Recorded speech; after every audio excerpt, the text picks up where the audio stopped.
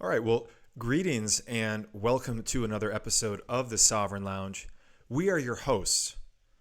I am Around the World Man. This is Yamin Fauzi here, and we have some new and interesting data points to bring you in the world of investment migration, citizenship by investment, residency by investment. There's a lot of things that are happening every week in the investment migration industry. We are trying to help you become the sovereign man or the sovereign woman here at the Sovereign Lounge. Now, this week we want to cover some of these recent changes. Yeah, I mean, I think there's been a shakeup in the Caribbean. Now, I know a lot of these Caribbean nation countries have become under a lot of scrutiny recently, and there's also some Caribbean countries that don't have residency by investment programs, do not have citizenship by investment programs. So what can you tell us about what's happening in the Caribbean recently? This is a really fascinating topic in my opinion. So yeah, I'm quickly gonna show you guys the latest IMI daily news that we got here. That survey finds 62% of Vincentians support CBI program. So there was a survey of about 1,000 registered voters across all the constituencies in Saint Vincent and the Grenadines, Now I want to and pause you here. that Yeah, I mean, I got to pause you here. Vincentians. Now this is like a term that maybe a lot of our viewers are not familiar with. This is not a place that I think most people are not hearing about this. There's a lot of this sales and marketing rhetoric these days directed towards, what do you want to call it? St. Lucia, maybe St. Kitts and Nevis or St. Christopher, if you prefer that. Can you give me just a quick brief primer on what is St. Vincent and the Grenadines, or where is it? well, yeah, Saint Vincent the Grenadines is a small country in the Caribbean. It's part of the Caribbean community countries, which include also the other ones that you have mentioned, such as Saint Lucia, Saint Kitts and Nevis, Grenada, and some other known Caribbean countries. And so, to give you a little bit more of a context, which is good that you have paused me here there for a second, is that only five of all of the Caribbean community countries have citizenship by investment program. And one of the countries that does not have such a program, essentially where you can invest into the country and in exchange you get a citizenship in a very accelerated fashion, is St. Vincent and the Grenadines. And So you're to saying give that you all, St. Vincent doesn't have any programs in place right now. It's May of 2025. You're saying they don't have anything, but they're like in geographic terms, they're very close to some of these other players or countries, if you want to call them that, that you've mentioned. You're saying that they have zero program in place right now. correct, yeah. So I'm gonna quickly go over here on Google Maps just so you can see it. So here are all these, like Caribbean countries. I mean, I see not all, the but some Caribbean of them. arc there, the Lesser Yes, Antilles yeah, and yeah. the Greater Antilles for all of you geography experts. So I see St. Lucia is showing up, Yeah. boom, smack dab in the middle here in the Lesser Antilles there for Yeah. again for English terminology, and yeah, there it is, St. Vincent and the Grenadines. It's like on the Google map here, it's showing up right next to St. Yeah. Lucia. Okay, well Yeah. this is And in definitely. between St. Lucia and Grenada, which both have a citizenship by investment program. Yeah. Yeah, fascinating, fascinating. So now, again, I realize I cut you off there, but it seems like there's been a survey, according to this report that we've come across here. There's been a survey. Was it something like a thousand registered voters? Correct. Yeah. So also to give you a bit more context here is that in 2025 there is an election going in Saint Vincent and the Grenadines, and currently there is a more like a left-wing government coalition ruling over Saint Vincent and the Grenadines, and they have been they rejected the idea of ever getting a CBI program like their neighbors for many years now. and the economy is not doing as good as people want it to be there. There are certainly problems, and the opposition party, what they claim is that so it even says it here in the text: the opposition New Democratic Party has pledged to implement one if victorious in the upcoming general election expected in December 2025. So the opposition party wants to introduce the CBI program to attract investments into the country, to better the economic situation there, etc. And they see it as a way to improve the situation in the Saint Vincent the Grenadines. And so recently there has been a poll to see, okay, well, what do the people support? And the majority of these registered voters from all of these constituencies actually would support such a program. So it's going to be very interesting because St. Vincent the Grenadines is what I call a hot prospect for a CBI program, and yeah, they Well, might have a chance of getting one. well, this is a great primer and intro into this topic. I mean, I really appreciate it. Now, as you know, I am round the world man, and I gotta immediately jump into my next question here, because in this case you call it a poll, or some people in English would call it a survey.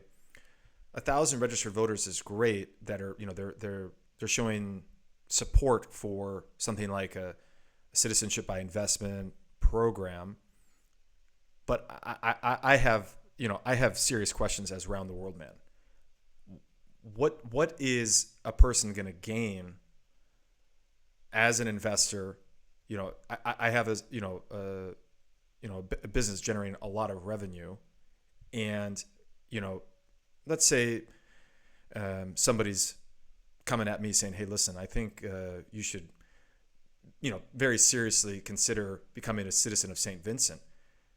I mean, where are they at on the like, say the passport index or the visa index? I mean, where are they at in that? Because, I mean, a lot of these LATAM countries, for example, are very high ranking, and they tend to be way less scrutiny than a lot of these Caribbean programs. I mean, a lot of these Caribbean people are just, constantly having to fight fires. They're canceling citizenships, or, they're not doing enough due diligence, or they're doing too much due diligence. So let's take a look at the passport index here. Is this the Artin? Is this the Artin index, by the way? Well, this is from Passport Index itself. I'm not sure if that's the same. I think it's from Artin. I think it's from Artin. Oh yeah, empowered by Artin. Yeah, Right. yeah, correct. Yeah, Very good. yeah, Artin Yeah. Capital. Yeah. Very good. So yeah, as you can see, they have very similar visa-free policies, or visa requirements, like St. Kitts and Nevis, and in between. So basically we're, in between the we're losing countries. some of the granularity here in the screen sharing. So I want to just take a look. Column left here says 146 or 146. Who is that on column on the left correct. column? Let's do a quick breakdown here for our viewers here in the Sovereign Lounge. Yeah. So the first column is St. Kitts and Nevis. Okay. The second one is already Saint Vincent the Grenadines. Okay. The third one, St. Lucia, and the fourth one is Grenada. And as you can see, like St. Kitts and Nevis is usually the one with the highest visa or visa-free travel countries, and St. Vincent the Grenadines is just next to it. So it's definitely, I would say, on par with St. Kitts and Nevis when it comes to passport strength, with visa-free travel. But it's also like in between. There's not much new coming into the Caribbean countries. To give you an idea, let's say if St. Vincent had like visa-free travel to Canada or to the United States, then it will be a complete game changer, because then the value of it would have been perceived much higher. Right. But so now let me pause you there, because these history lessons for some of our viewers. I mean, we are some of the most knowledgeable people in the world when it comes to some of these topics, and I do need to let our viewers know that. I believe let's talk history here for a minute. I believe St. Kitts and Nevis used to have visa-free access to at least the United States. I'm not sure about Canada. I think there was a scandal some years ago, and that got canceled. So, if there was a situation where St. Vincent, in that case, did have visa-free access to some of these, quote, flagship branded countries, yes, that would be a major game changer, considering that they don't have a program at the time of recording. Yeah, so well, a couple of years ago, I think it was even 1 or 2 years ago, it's not that long ago, um, Dominica lost access to the UK, for example, Right. because there was a scrutiny around the CBI program and how it was handled by the government. Right. Also, in more recent context, the EU is always around the corner threatening to revoke Schengen access to the Caribbean Now, countries that offer CPI programs. So, Now, again, yeah. pausing you for a moment there. Now, Dominica is another Caribbean island nation, and it's important for our viewers, again, whether they're English speakers or English as a second or third language, Dominica is not the Dominican Republic. These are completely separate nations, and this is an important thing because, again, I am, around the world man, an expert on world geography, and the island of Hispaniola is where the Dominican Republic, is how we commonly say it in the English language, is located, bordered with Haiti. And Dominica is, of course, a completely separate island in a different part of the Antilles.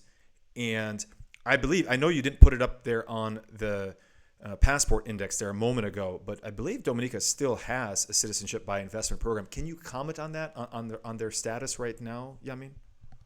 Yes, correct. They still have the citizenship by investment program. They're also the lowest priced among the CARICOM 5, how I say, of this program. So minimum investment is 200,000 US dollars, whereas with St. Kitts and Nevis it's 250,000. Right. Here's again the map. Dominica is like this tiny island here, and Right. Dominican Republic is Can you here. go ahead and zoom a little bit, or go drag up a little bit? Yeah. So we have Hispaniola here. Yeah. Is So how here yeah and here's Dominica.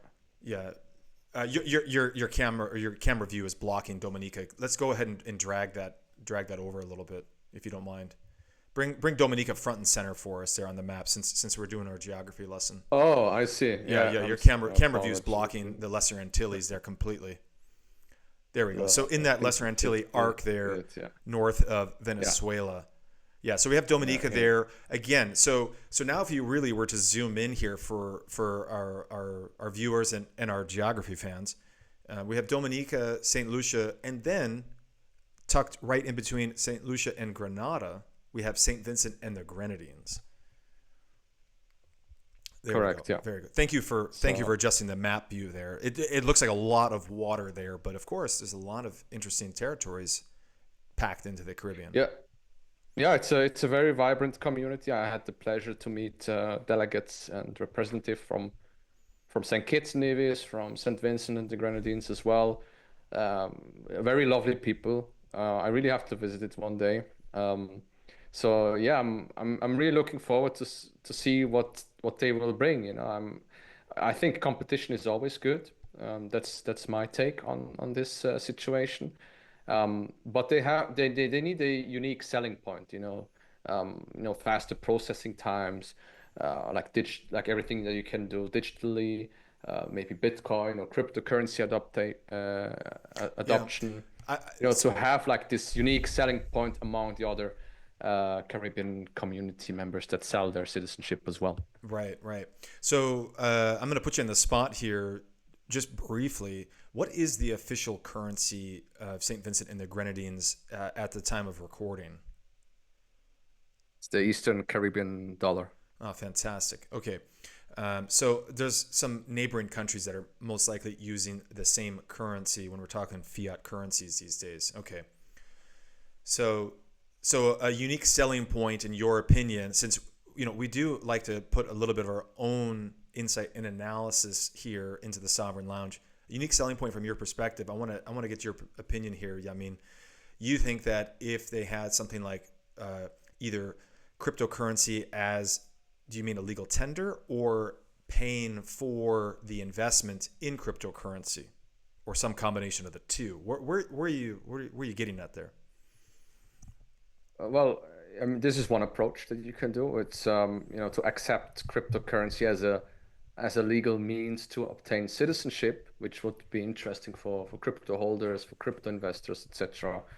Um, this could be one way as a unique selling point, or like Nauru did, is they sold themselves as a climate investment project, for example.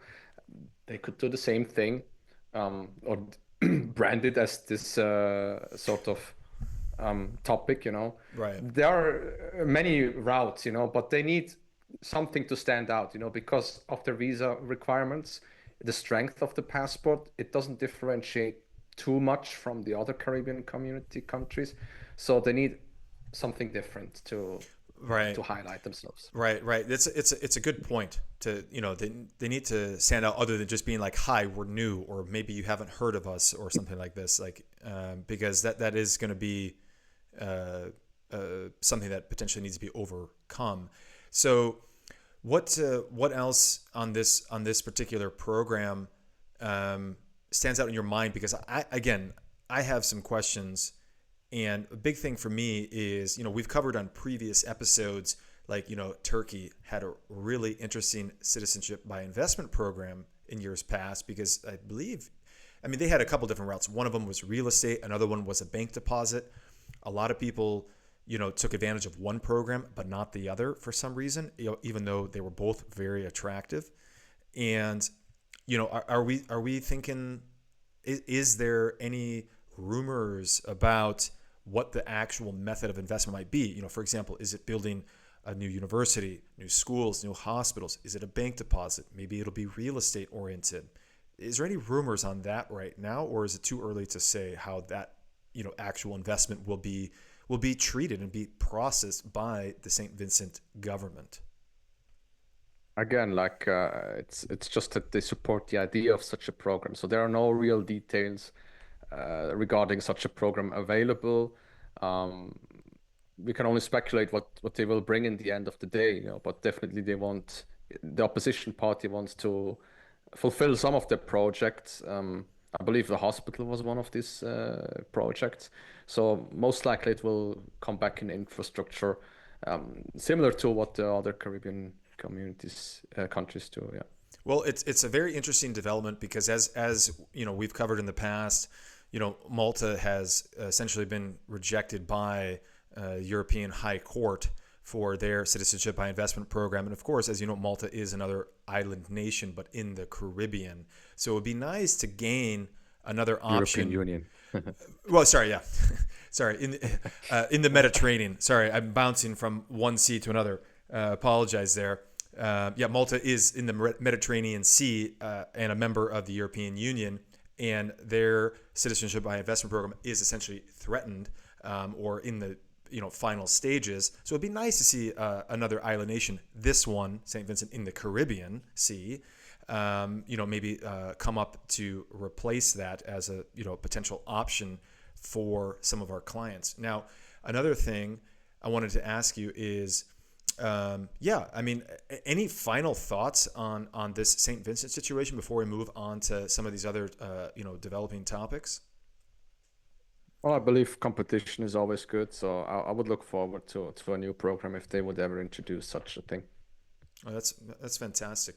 Well, so, you mentioned Nauru a moment ago, but honestly, I think the situation in the Solomon Islands, in the Pacific, and we're talking the Pacific Ocean, is a massive, massive. It's a hemisphere of water, of course, but the Solomon Islands, I think, actually have some stuff that they're brewing up. Can you give us an introduction to what's happening there, and how much of that is facts versus rumors? I'd love to get your insights and analysis.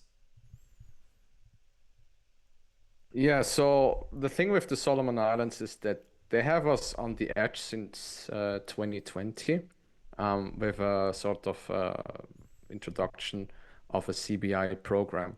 The Solomon Islands is a country located Let's say here, it's actually between Vanuatu and Papua New Guinea, next to Australia as well. I'm quickly gonna show over the map here. There we go. Um, so yeah, this is the Solomon Islands, and they have been playing with the idea of introducing a citizenship by investment program since the past 5 years now. So, and the recent news seems to be like they actually don't want this. They backtrack it. It's a long way off. Rejects commercializing citizenship. I mean, this is from. I mean, this has been expressed by the current government of national unity and transformation. Um, so they don't want to do this. I mean, this is like an up and coming topic with all governments that play with the idea of commercializing their citizenship. Do we sell our souls or dignity? Or do we attract high net worth individuals who contribute to the country?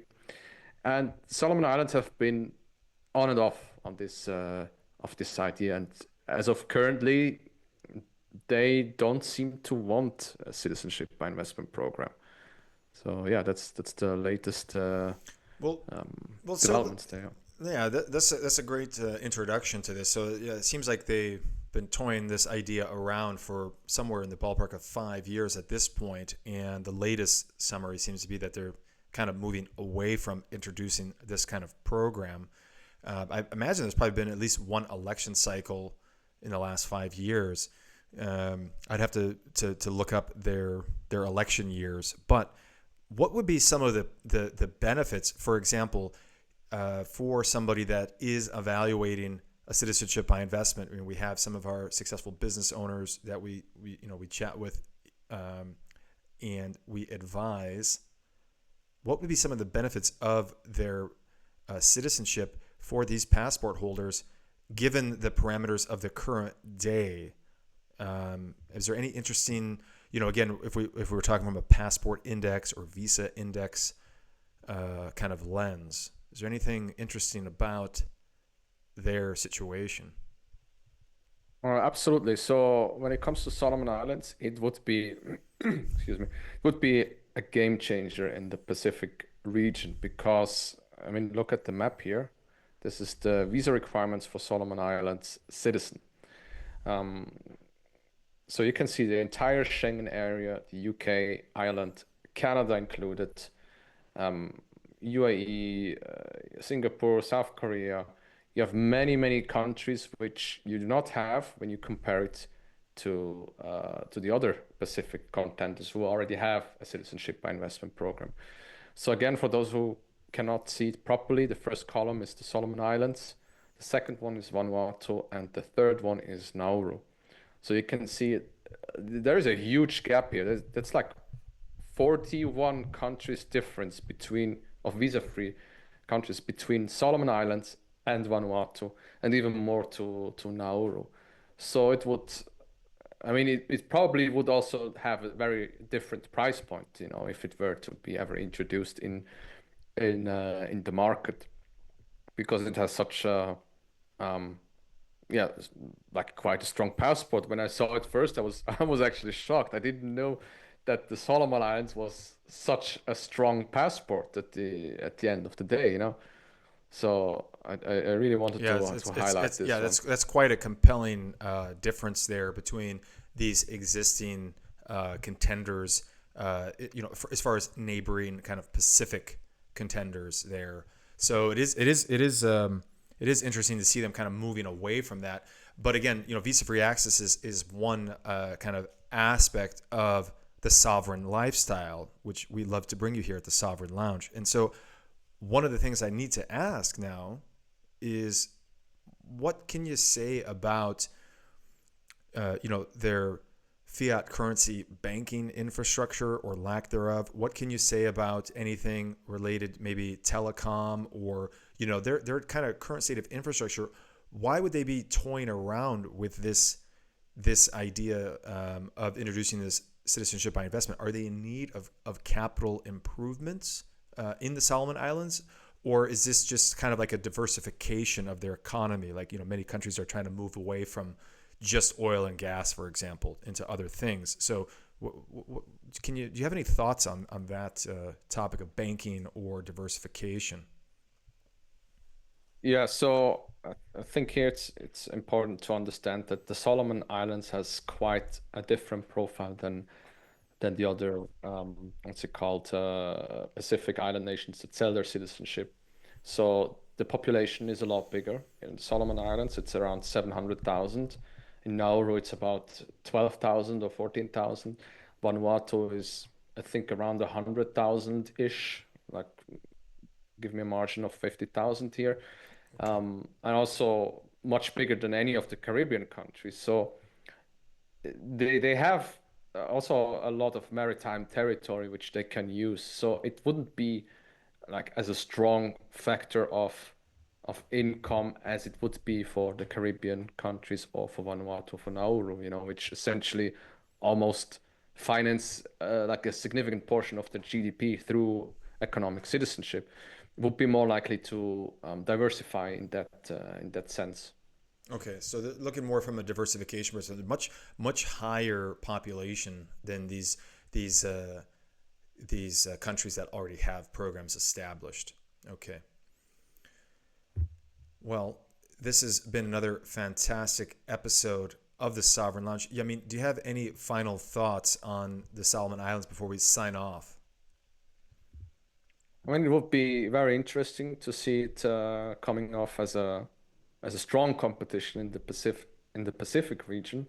So, I mean, they probably there are a lot of companies already in their lines, to talk to government officials to introduce such a program, because there's a very strong profile, very unique in the region, and for me, I think it will be a matter of time or election cycle at the end of the day to see such a program happening.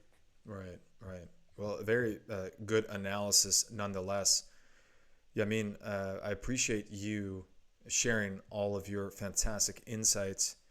I guess we should sign off for now on the Sovereign Lounge. I am Around the World Man with my co host, Yamin Fauzi. Thanks again for tuning in. We'll see you next time. Thank you. See you.